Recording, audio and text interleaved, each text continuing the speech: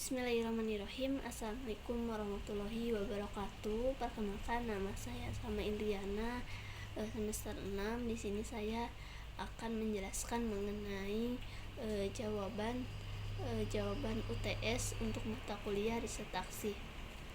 Untuk soal yang pertama mengenai pengertian riset aksi, pengertian fasilitator, pengertian partisipasi, dan pengertian pilar pemberdayaan. Pengertian riset aksi adalah suatu penelitian atau suatu proses pemecahan masalah di masyarakat untuk membuat sebuah perubahan yang nyata dalam rangka memajukan masyarakat tersebut. Nah, untuk pengertian fasilitator adalah seseorang yang memiliki yang dapat memfasilitasi peneliti dan memiliki peran untuk memberikan atau memudahkan dalam pemateri dalam memberikan materi atau dalam memahami isi materi pelatihan. Nah, untuk yang selanjutnya yaitu pengertian partisipasi. Partisipasi adalah seseorang yang bisa memberikan informasi terkait topik penelitian yang telah diberikan. Yang selanjutnya yaitu pilar pemberdayaan. Pilar pemberdayaan adalah suatu fondasi yang bisa mengokohkan pemberdayaan itu sendiri agar bisa tetap kokoh. Nah, untuk yang selanjutnya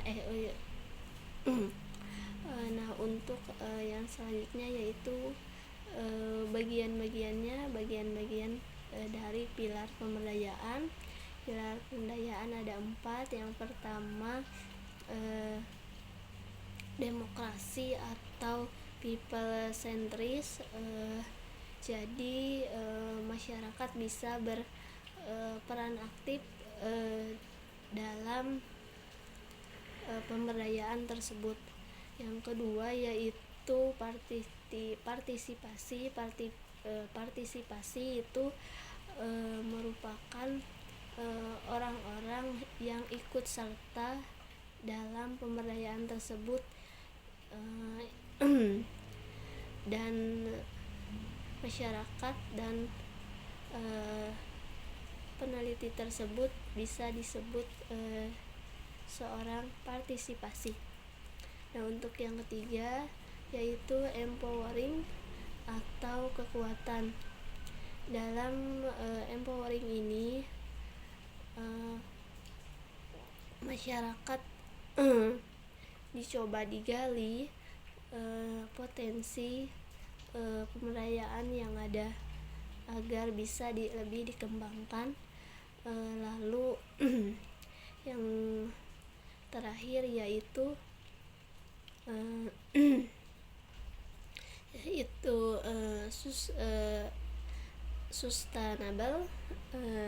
sustainable yaitu berkelanjutan, yang artinya bisa terus berlanjut. Nah, yang kedua yaitu kenapa belajar riset aksi harus subjek dengan subjek. Kenapa relasi belajar riset aksi subjek dengan subjek? Karena dalam belajar riset aksi kita harus tidak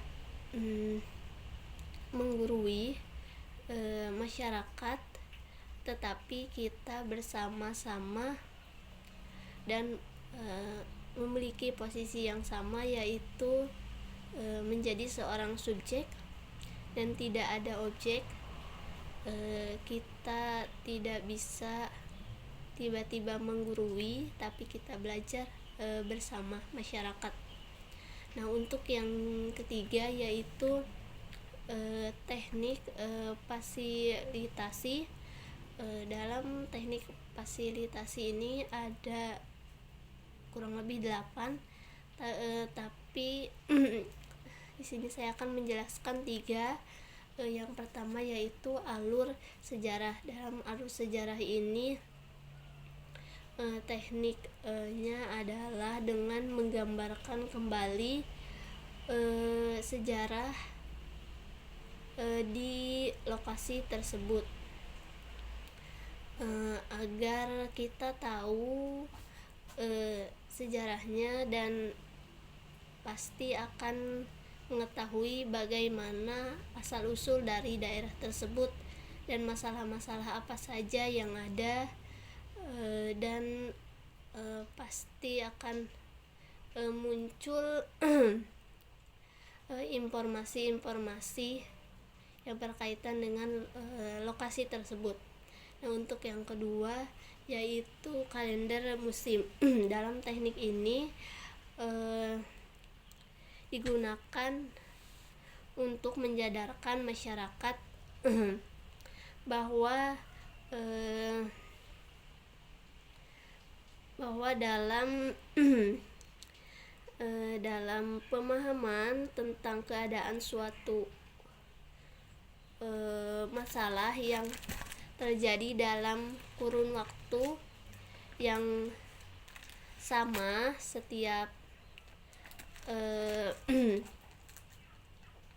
tahunnya. Misalnya di sini kita menyadarkan bahwa agar masalah-masalah yang terjadi pada kurun-kurun waktu yang biasanya itu terjadi dapat diminimalisir. Untuk yang terakhir yaitu teknik berwawancara terstruktur.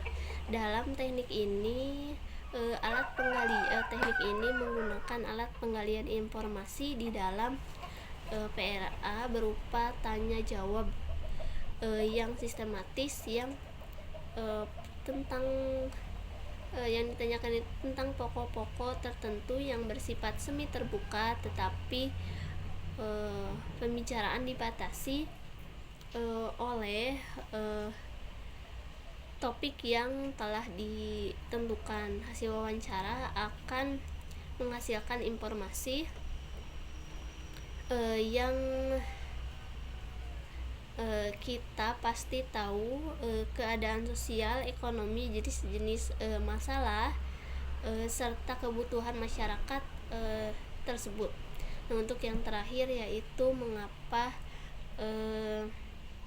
riset aksi harus menggunakan siklus. Riset aksi menggunakan siklus karena jika kita tidak menggunakan siklus, pasti kita akan kurang terarah dan pasti kita akan seperti asal-asalan. Dengan adanya siklus riset aksi ini, kita akan menjadi sistematis dan terarah dan tidak asal-asalan. Nah, untuk tahapan riset aksi ini ada beberapa siklusnya, ada 4 siklus dalam riset aksi Sisdamas. Nah, untuk yang pertama yaitu sosialisasi awal atau soswal, rembuk warga RW, dan refleksi sosial. Dalam soswal ini dilaksanakan pada pertemuan formal pertama, dan ini tuh merupakan sebagai hasil transek dan observasi peserta. Terus rembuk warga. Rembuk warga ini merupakan proses upaya yang bisa mendorong masyarakat agar melaksanakan penyepakatan bersama untuk melaksanakan program pemberdayaan masyarakat.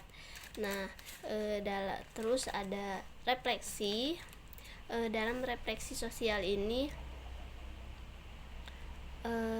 adanya penyadaran atau percerminan masyarakat. Nah, ini dilakukan agar agar masyarakat sadar akan masalah-masalah yang ada. Lalu yang kedua, pemetaan sosial dan pengorganisasian masyarakat. Dalam pemetaan sosial ini merupakan proses penggambaran masyarakat yang sistematis serta melibatkan pengumpulan data dan informasi mengenai masyarakat, termasuk di dalamnya profil dan masalah sosial yang ada. Nah, terus selanjutnya yaitu Orgamas. Nah, Orgamas ini, organisasi masyarakat ini biasanya bisa dibentuk bersifat organik atau paguyuban atau organisasi atau lembaga. Nah, biasanya contohnya itu seperti Karang Taruna. Nah, untuk yang ketiga yaitu siklus yang tiga ya. Siklus yang tiga itu perencanaan partisipatif dan sinergi program. Nah, dalam dalam perencanaan pasif ini bertujuan agar dapat terjadinya sebuah program. Jadi dalam perencanaan ini memberikan kesempatan kepada masyarakat untuk ikut andil dalam memberikan keputusan yang terkait urusan publik, agar keputusan tersebut bisa diambil dan mendekati sempurna dengan penerimaan masyarakat yang tinggi. Nah, untuk sinergi program ini memastikan program agar tetap bisa berjalan semestinya dan berlanjut menyusun pelaksanaan program. Nah, untuk yang terakhir yaitu siklus yang keempat, yaitu pelaksana program dan monitoring dan monitoring evaluasi. Dalam pelaksanaan program ini yang pastinya dilakukannya penyusunan program dari pembagian tugas dan sampai menyusun rencana tindak lanjut. Nah, untuk monitoring evaluasi ini dilakukan pengecekan kembali kepada pelaksanaan program, apakah berjalan dengan lancar atau tidak, sesuai rencana atau tidak. Nah, itu saja yang bisa saya sampaikan. Terima kasih. Bismillahirrahmanirrahim. Wassalamualaikum warahmatullahi wabarakatuh.